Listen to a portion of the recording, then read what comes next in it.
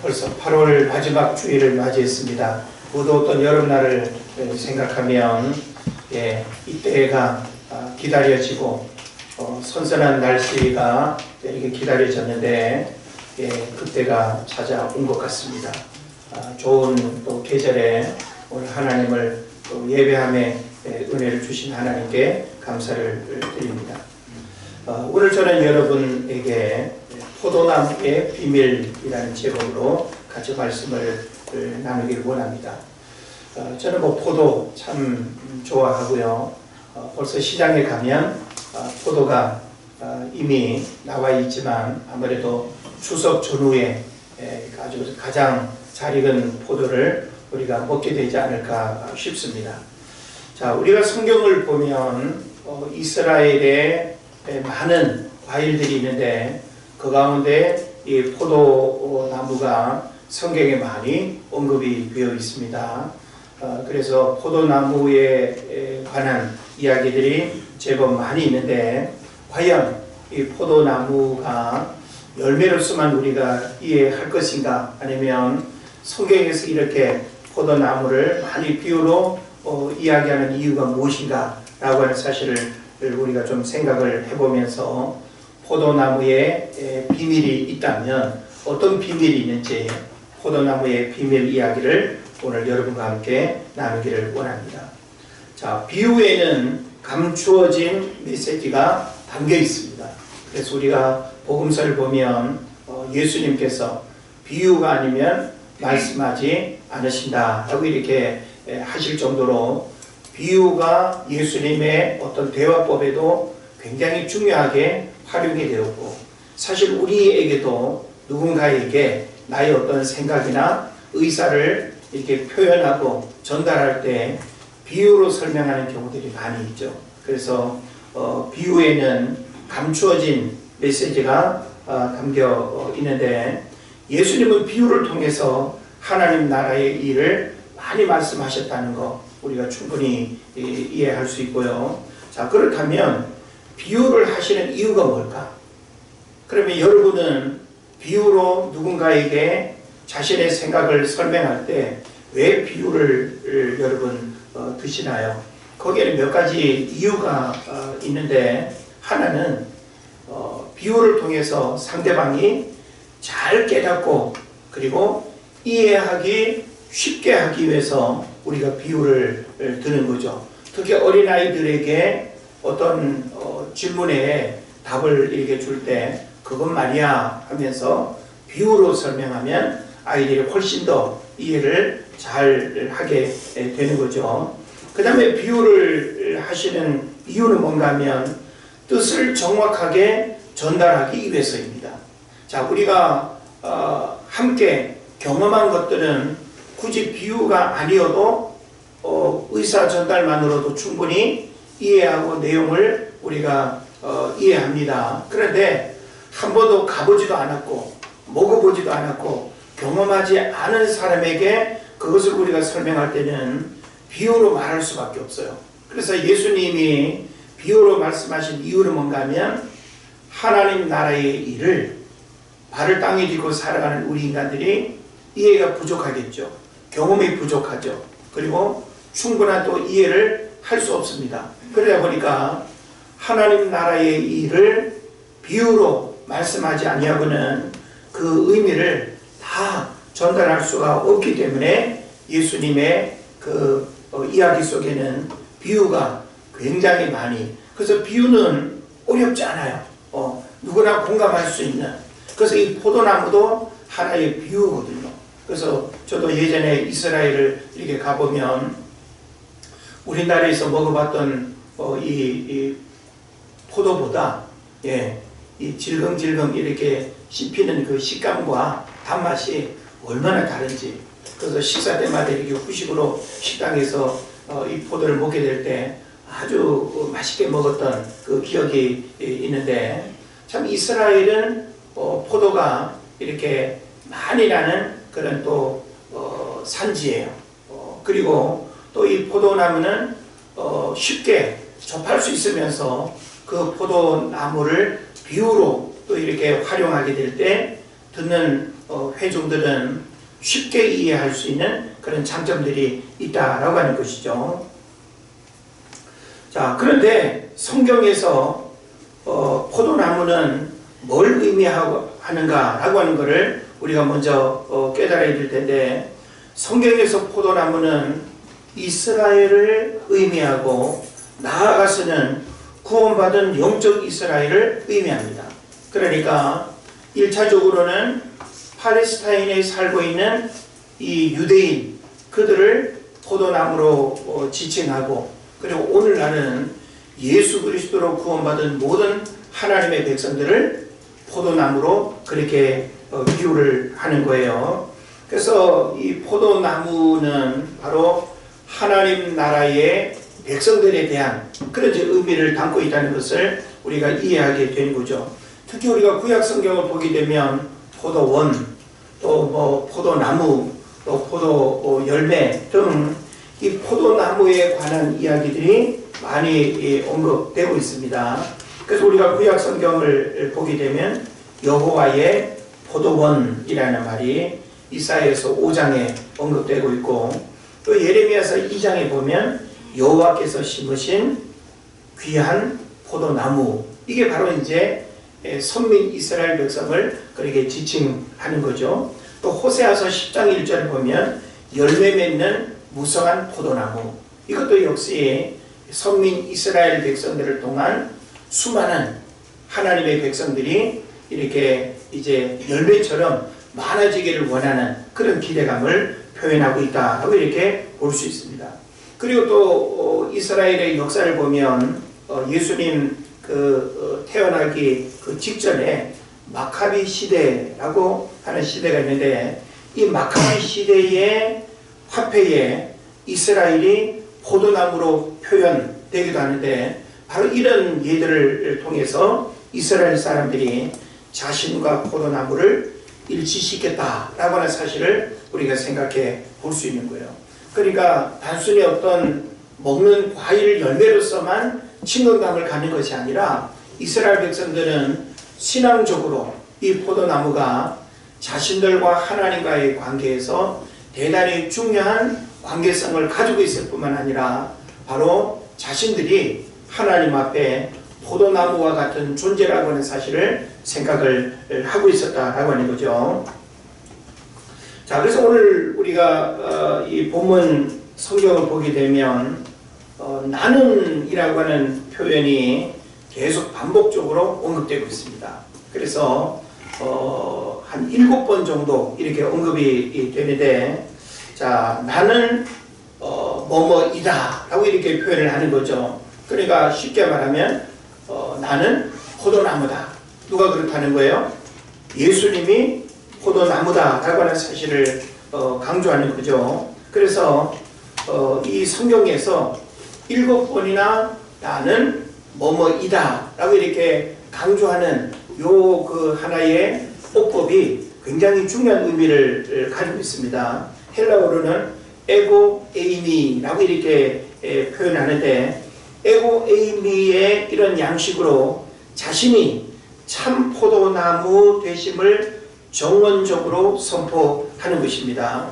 그래서 이 표현은 예수께서 성부 하나님과 동일하게 자존성을 지닌 분이라는 사실을 신적 권위를 가지고 선언할 때 사용되는 것으로서 요한복음에 집중적으로 나오는 특이한 표현이라고 학자들이 이야기합니다.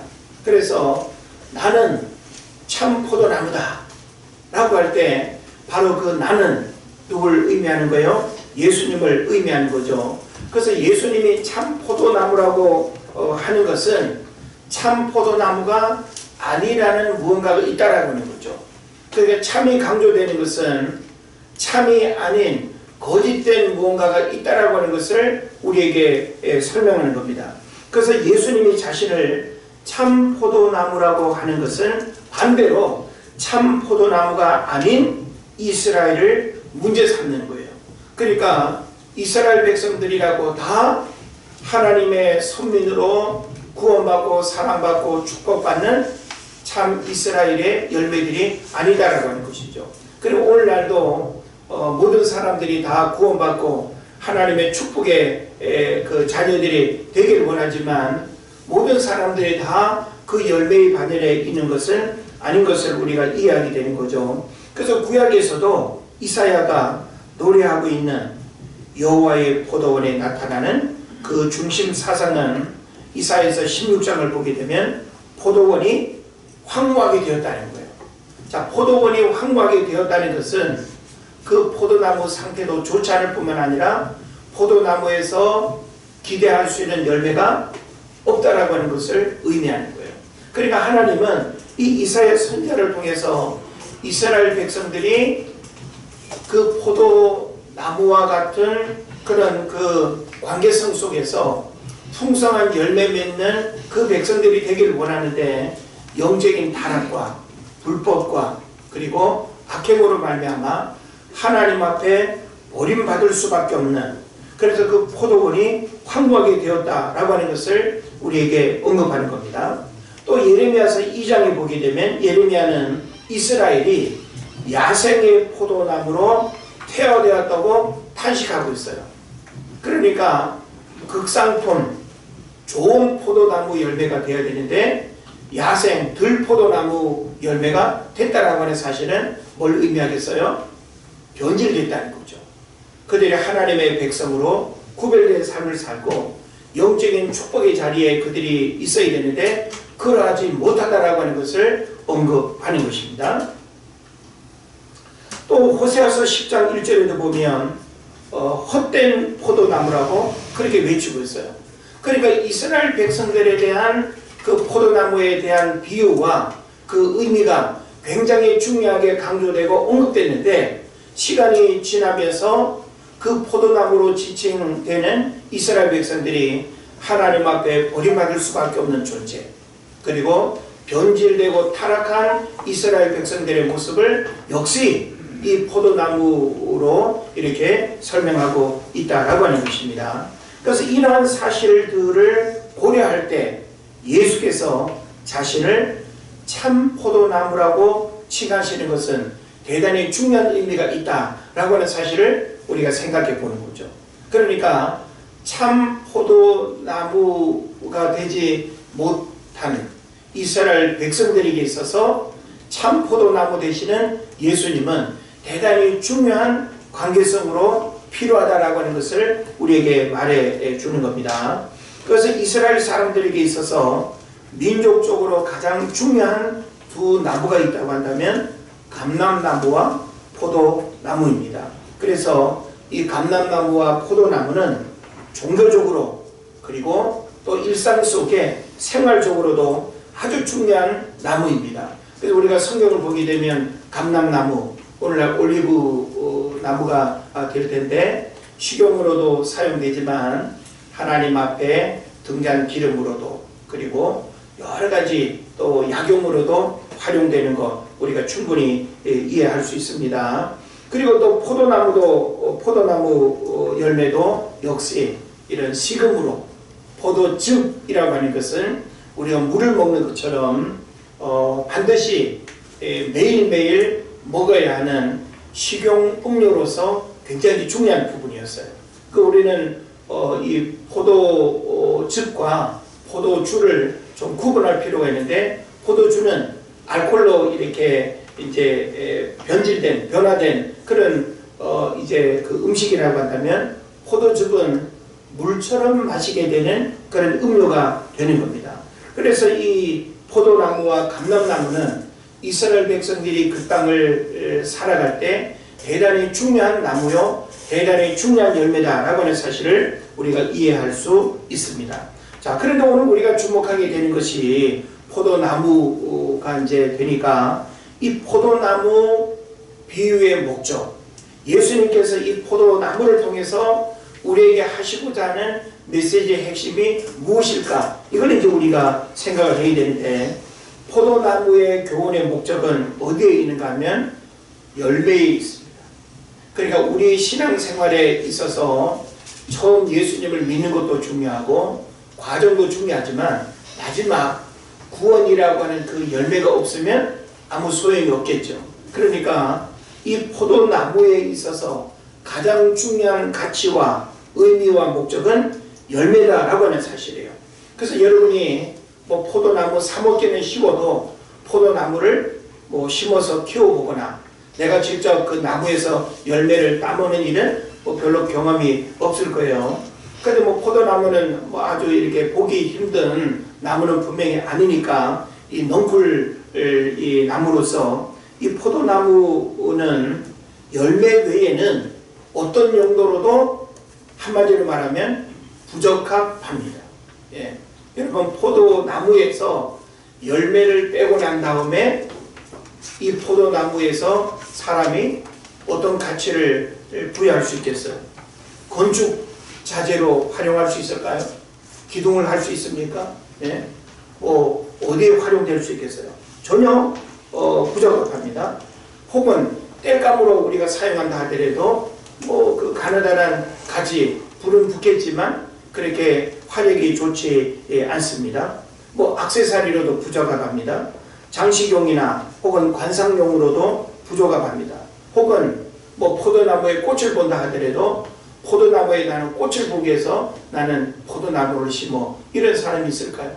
그러니까 이 포도나무에서는 열매 외에는 어떤 것도 중요하지 않다라고 하는 것을 우리에게 말해 주는 것입니다. 그렇다면 이 포도나무의 열매가 이렇게 중요하다고 한다면 바로 이 메시지는 오늘 우리들 신앙에 있어서 하나님 앞에 올려드려야 할 열매, 궁극적인 구원의 열매, 성령을 받아서 성령의 어떤 또 열매들, 이런 부분들이 바로 우리들 신앙에 아주 중요한 문제로 언급된다라고 하는 사실을 이해할 수 있겠죠. 자, 그러면 결국 열매가 이렇게 중요하게 강조된다고 한다면 열매를 많이 맺을 수 있는 비결이 무엇인가라고 하는 거죠. 열매를 많이 맺을수록 포도나무의 가치는 어떻게 되겠어요? 더 커지겠죠. 일본에서 포도 농사를 잘 짓는 사람이 한 그루의 나무에서 3,000송이 열매를 농사해가지고 기네스북에 올라갔습니다. 엄청나죠? 예. 한 그루의 나무에서 3,000송이 열매가 맺힌 거예요. 얼마나 놀라운 일입니까? 그런데 우리나라에서도 이와 같은 농법을 배우고 그리고 이와 같은 농법을 도전한 분이 있어요. 그래서 도덕현 씨라고 하는 이 농부가 전북 고창에서 이 포도 농사를 이렇게 짓는데 재작년인가 최근에 일본 농부가 기네스북에 올라간 것보다도 1,000송이가 더 많은 농사를 지었어요. 포도나무 한 그루에서 4,000송이가 달렸어요. 품종은 모르포도. 그래서 이런 포도는 우리가 사 먹을래야 사 먹을 수가 없어요. 이미 팔로가 그냥 다 이렇게 계약이 돼가지고 거기서 달리는 열매는 특별한 브랜드로 비싸게 다 팔려버립니다. 네? 그러니까 어떻게 하면 이 한 그루에서 10송이, 20송이 우리 보통 뭐 일반적으로 뭐 강화포도 혹은 뭐 대부도포도 유명해서 여러분 많이 사 먹지 않습니까? 우리 포도 농장 가가지고 그 한 그루에서 한 뭐 10송이, 20송이만 달려도 우리가 충분히 손해보지 않는다고 할 거거든요. 근데 이거는 뭐 10송이, 20송이 차원이 아니라 300송이, 400송이도 아니고 3,000송이, 4,000송이가 한 그루의 나무에서 달릴 정도니 어떻게 농사를 지으면 그렇게 농사를 짓는가 싶을 만큼 대단하죠.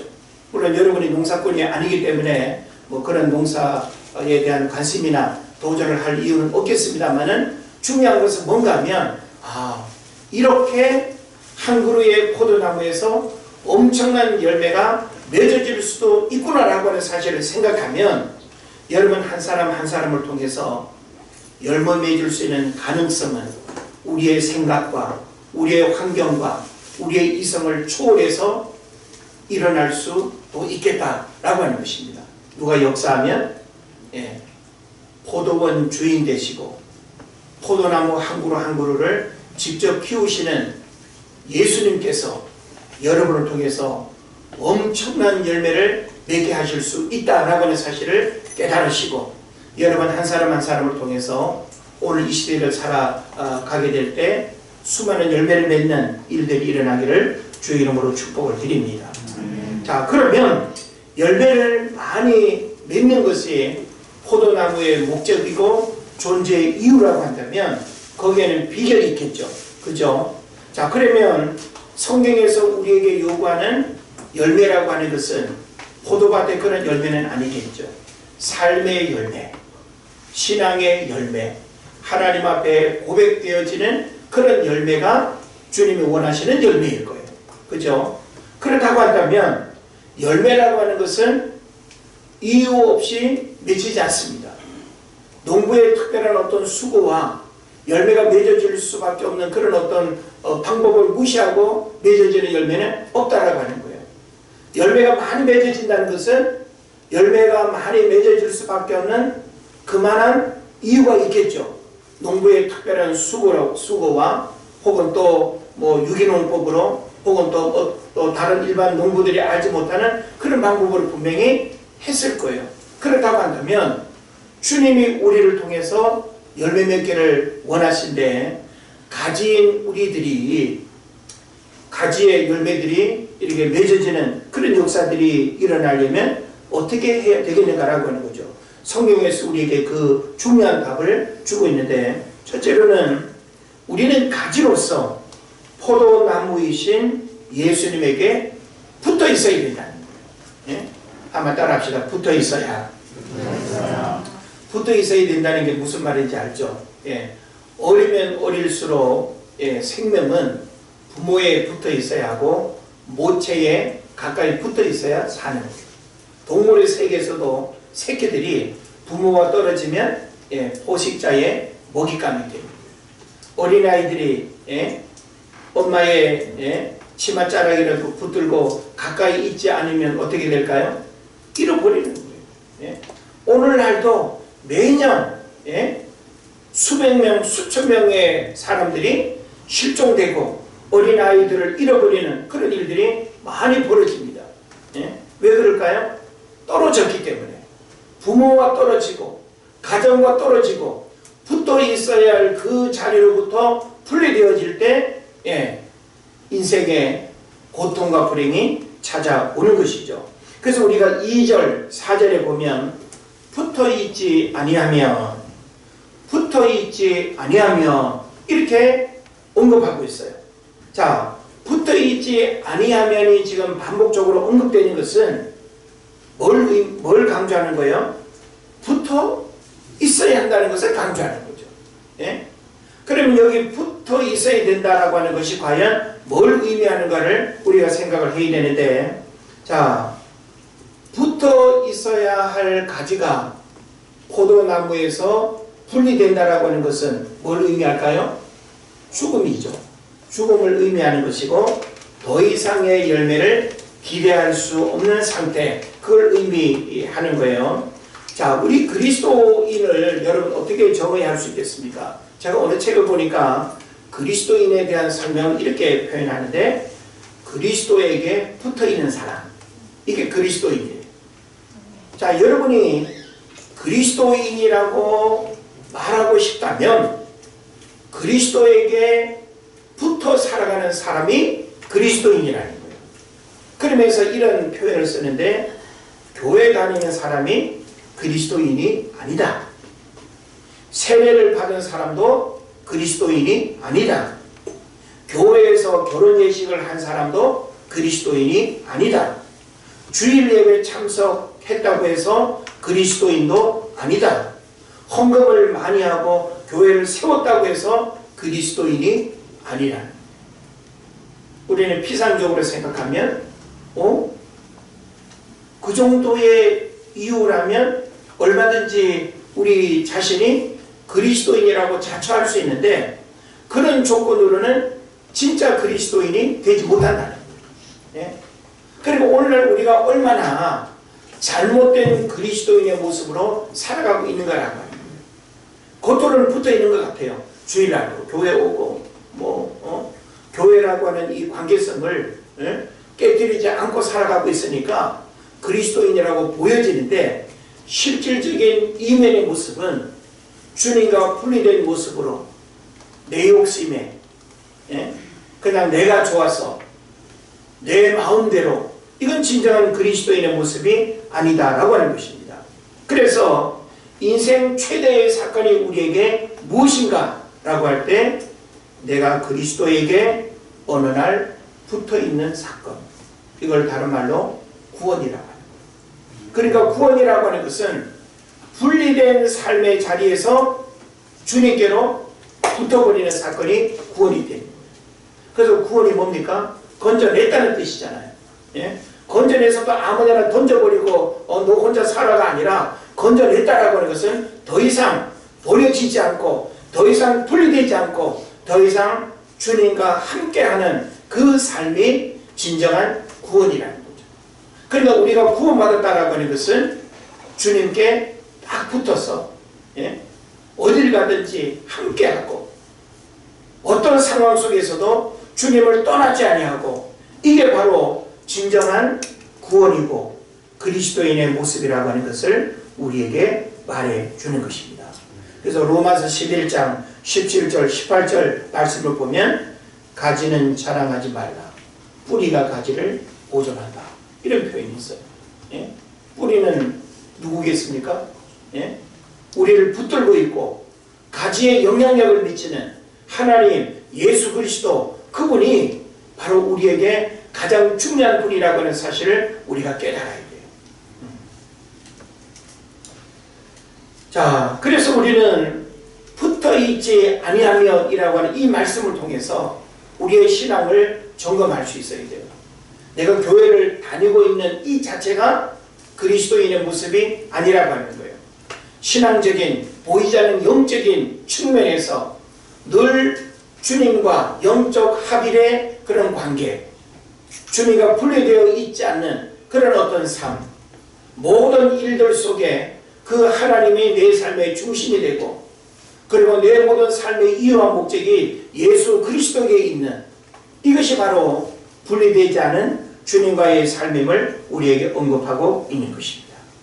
그 다음에 두 번째로 우리가 또 생각해야 될 메시지는 뭔가 하면, 우리는 농부에 의해 깨끗하게 되어져야 된다라고 하는 거예요. 예? 자, 우리는 이 죄로 얼룩짐, 그리고 죄악으로부터 우리는 구원을 받았어요. 그래서 우리는 이 땅을 사는 동안은 구원은 받았지만 그 죄성의 부분들이 끊임없이 우리에게 올라와요. 그래서 입도 더럽고, 생각도 더럽고, 행동도 더럽고, 교회 와서 예배드리는 모습은 굉장히 거룩해 보이지만, 그렇지 못한 우리들 삶의 자리에서는 끊임없이 또 회개하고 고백할 수밖에 없는 그런 허물과 죄의 부끄러움의 모습들이 얼마나 많이 있습니까? 그러니까 우리는 우리의 그 문제들을 스스로 깨끗하게 할 수 없다라고 하는 사실을 여러분 알아야 됩니다. 우리의 영적인 상태, 우리의 도덕적이고 윤리적인 어떤 삶의 거룩함과 구별됨의 그런 어떤 모습을 누가 할 수 있는가 하면 바로 예수 그리스도께서 우리를 그렇게 하신다는 거예요. 그래서 우리가 성경을 보게 되면 세 가지 종류의 가지를 우리에게 설명합니다. 자, 세 가지 종류의 가지. 어떻게 있을까요? 하나는 전혀 열매를 맺지 못하는 가지입니다. 왜 그럴까요? 붙어있지 않기 때문에. 예. 붙어있지 않은 가지는 열매를 맺을 수가 없어요.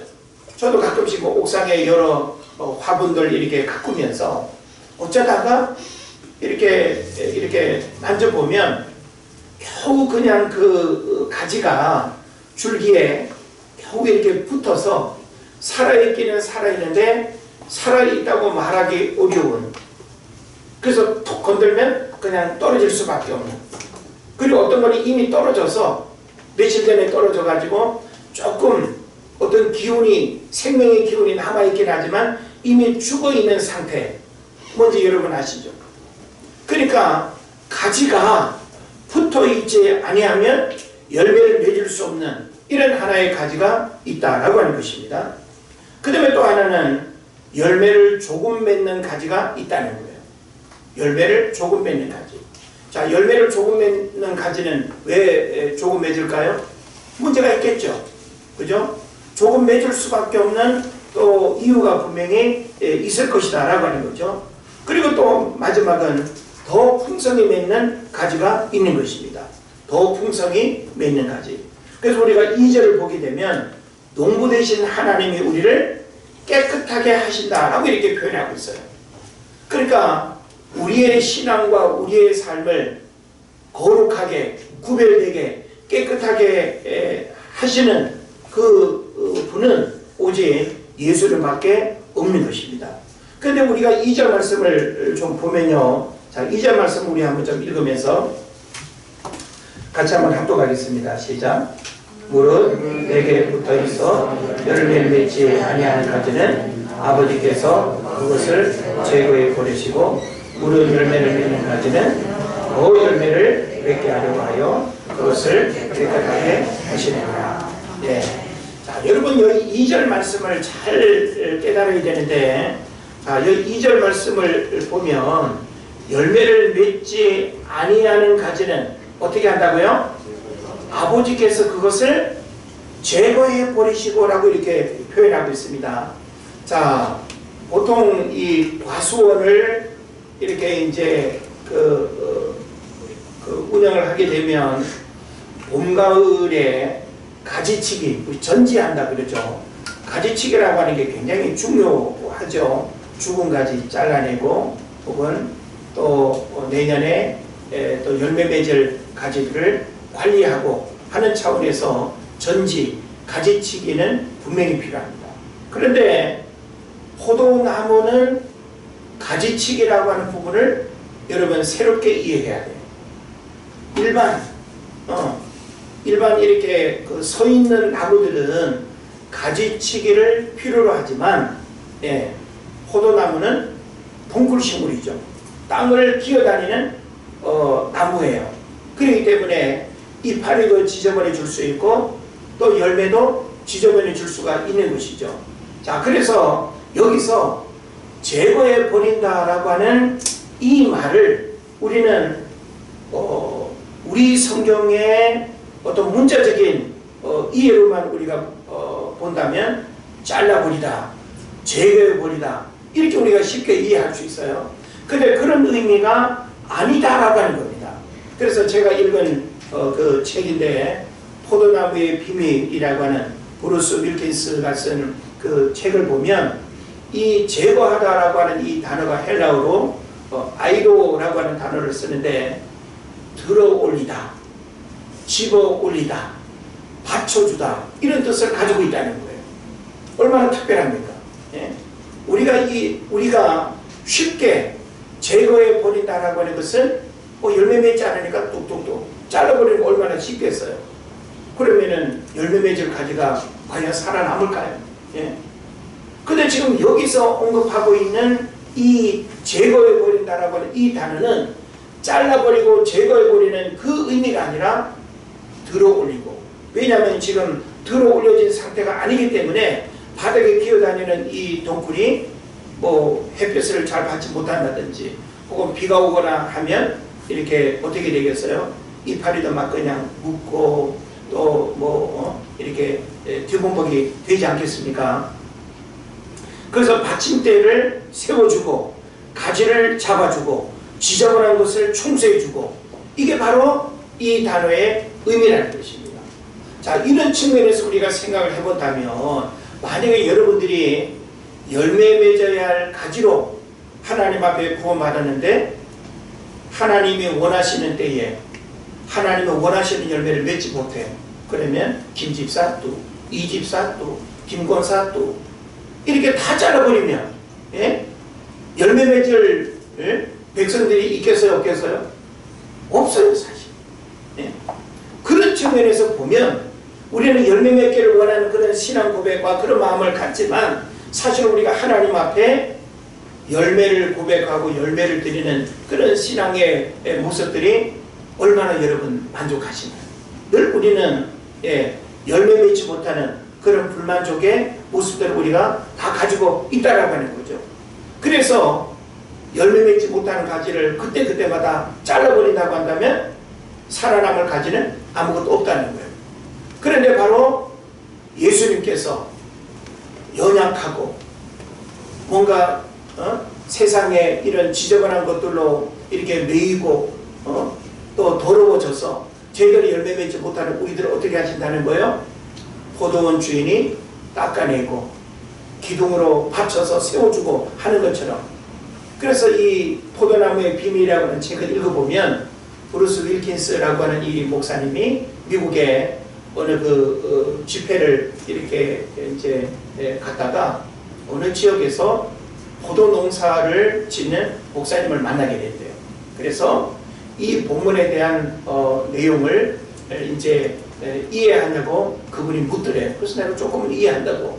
그랬더만 요 부분에 대한 부분을 실제 포도 농사를 짓는 그 목사님이 전혀 다른 의미로 지금 제가 여러분에게 설명드리는 그런 의미로 이렇게 가르쳐 주더라는 거예요. 그래서 성경을 보는 안목이 달라졌다는 이야기를 그 책에서 기록하고 있습니다. 그래서 실제 포도원 이 농부는 포도 농장을 이렇게 돌아볼 때 땅에 기어다니고 그리고 집어 들어 올려줘야 될 그런 가지들을 이렇게 보게 되면 그걸 물로 닦고 씻고 하면서 받쳐주는 그런 일들을 끊임없이 한다는 거예요. 그래서 거기에서 풍성한 열매가 맺는 일들이 일어난다라고 하는 사실이죠.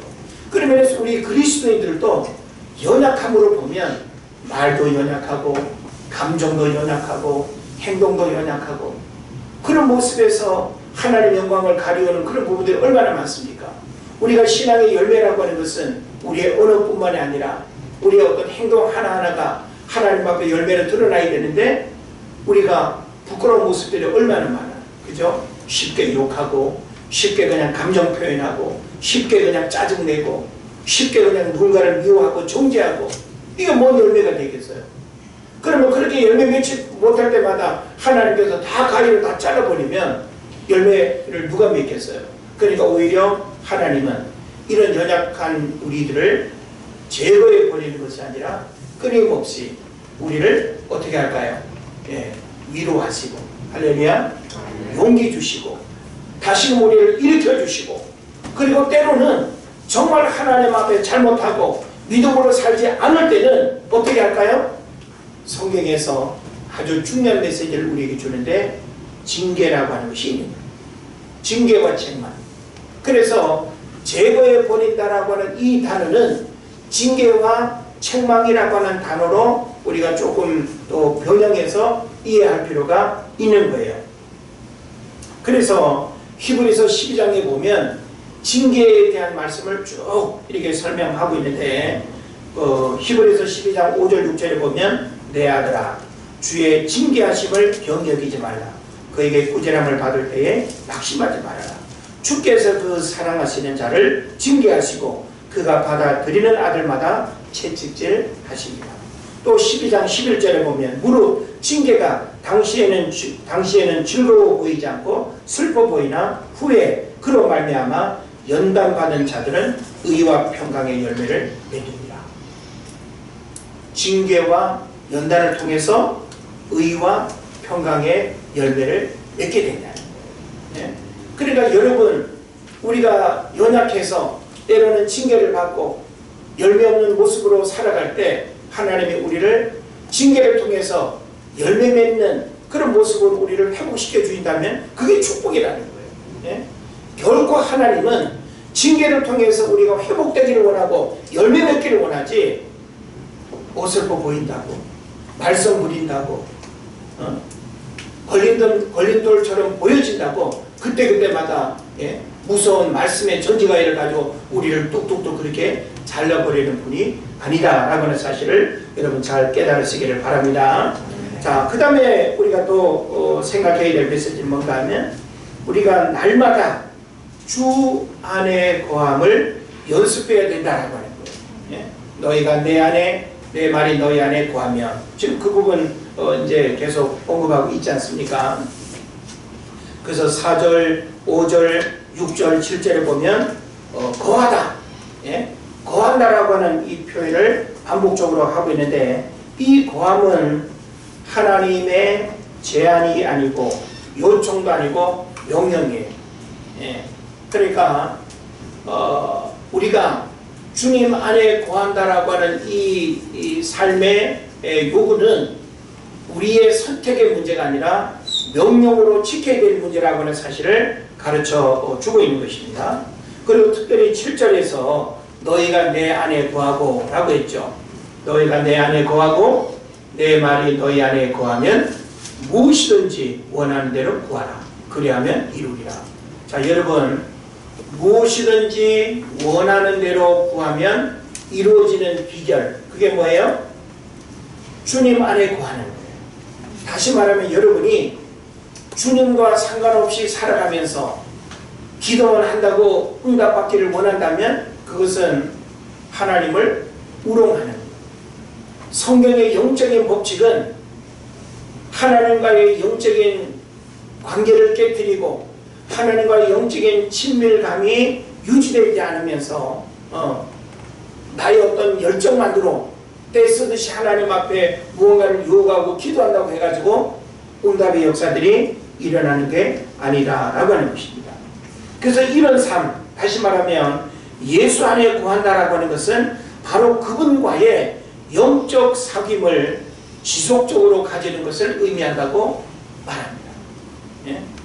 그러니까 거한다라고 하는 것은 늘 그분과의 유무상통, 예? 늘 내가 어딜 가든지 무엇하든지 어떤 상황 속에서도 늘 주님과 함께 생각하고 주님과 함께 뜻을 같이 하고 주님과 함께 의논하고 주님과 함께 모든 일들을 판단하고 결정하는 거예요. 그러니까 주님을 밀어내고 내가 내 삶의 일들을 결정하고 판단하는 것이 아니라 주님 안에 거한다라고 하는 것은 주님으로부터 오는 생각과 방법을 쫓아 살아가는 거예요. 믿습니까? 예. 이게 바로 열매 맺는 성도의 삶이고 주님이 원하시는 그리스도인의 모습이 된다라고 하는 사실을 깨달으시기를 바랍니다. 그래서 이루어지는 열매 맺는 삶이라고 하는 것은 그냥 결코 우연히 일어나는 것이 아니라 바로 이와 같은 영적인 믿음의 공식을 우리에게 가르쳐 주고 있는 것입니다. 자, 그래서 우리가 신앙생활에서 다들 은혜 받기를 원하고 축복 받기를 원하고 응답 받기를 원하는데, 예, 하나님의 말씀을 우리가 무시하고 하나님의 말씀이 내 삶의 중심이 되지 못하고 하나님이 우리 모든 삶의 일들을 간섭하지 않으면서 우리가 영적인 축복을 누린다는 하는 것은 있을 수 없는 것입니다. 자, 그런 면에서 우리는 신앙생활에서 우리의 삶을 이끌어가고 말씀을 통해서 역사하시는 그 하나님이 우리 삶의 중심에 있어서 늘 말씀 안에 거하고 말씀이 우리를 이끌어가는 그런 삶을 살아야 된다는 하는 것을 여러분 꼭 깨달으시기를 바랍니다. 우리가 기도 응답의 주인공을 이야기할 때 조지 뮬러를 우리가 많이 이야기하는데 5만 번 응답받은 조지 뮬러의 기도, 그런 책도 있지 않습니까? 근데 자, 이 조지 뮬러는 대단히 기도에 우리가 사람만으로 인식을 하지만 기도 이전에 조지 뮬러는 어떤 사람이었는가 하면 말씀의 사람이었어요. 그러니까 기도 응답의 일들이 조지 뮬러에게서 어떻게 일어나는가 하면 말씀이 그 안에 분명한 확신과 믿음으로 고백되어지고 그 하나님의 말씀을 약속으로 부여잡고 늘 말씀 안에 거하는 삶을 살아갈 때 수많은 기도 제목들이 응답받는 그런 일들이 있었다라고 하는 사실입니다. 그래서 제가 이런 부분을 이렇게 접하면서 우리가 하나님 앞에 기도를 많이 하는 건 중요하지만 여러분이 예배 때 하나님의 말씀을 제대로 귀담아 듣지도 않고 하나님의 말씀이 내 안에 기도의 근거가 되고 그 하나님의 말씀으로 기도하는 믿음이 없으면서 기도를 기복적으로만 하나님 앞에 어떤 문제가 생겼다고 해가지고 또 무언가를 여러분이 원한다고 해가지고 하나님 앞에 기도한다고 해서 그 열심만으로 기도 응답의 역사들은 절대 일어나지 않습니다. 예.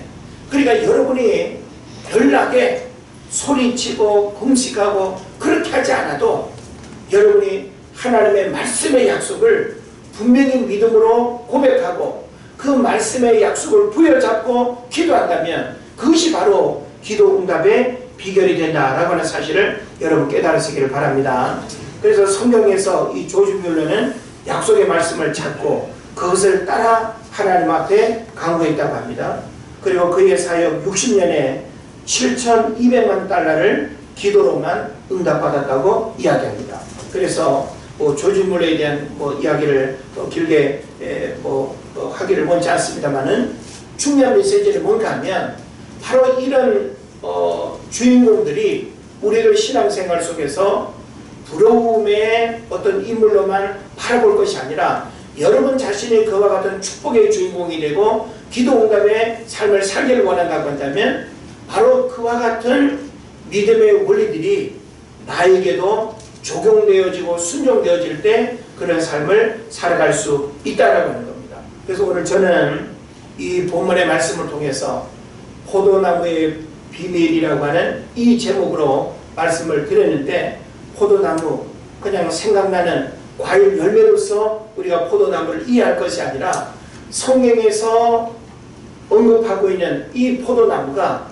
어떤 영적인 의미를 가지고 있는지를 우리가 잘 깨닫고, 예수님이 참 포도나무일 수밖에 없는 그 이유는 오늘 우리의 모습이 너무나 거짓되고 너무나 위선되고 풍성한 열매를 내줄 수 없는 그런 어떤 변질된 포도나무이기 때문에 다시금 우리가 열매 맺는 신앙생활을 원한다고 한다면 포도나무 대신 그 주님께 가진 우리들이 붙어서 그 주님으로부터 영적인 영양분을 공급받고, 그리고 그 주님으로부터 우리에게 주어진 하나님 말씀의 약속을 부여잡고 기도할 때 여러분이 진정한 응답과 축복의 삶을 살아가게 된다는 것입니다. 그래서 포도나무의 이 비밀 속에 감추어져 있는 이런 여러 가지 메시지들을 여러분이 꼭 기억하고, 여러분이 성경에서 우리에게 가르치는 그 포도나무의 그런 열매 맺는 그런 삶을 위해서 이 가을에 접어든 이 계절에 여러분 자신의 신앙을 점검하고 하나님 앞에 부끄럽지 않은 그리스도인으로 살아갈 수 있기를 주의 이름으로 축원을 드립니다. 기도하겠습니다.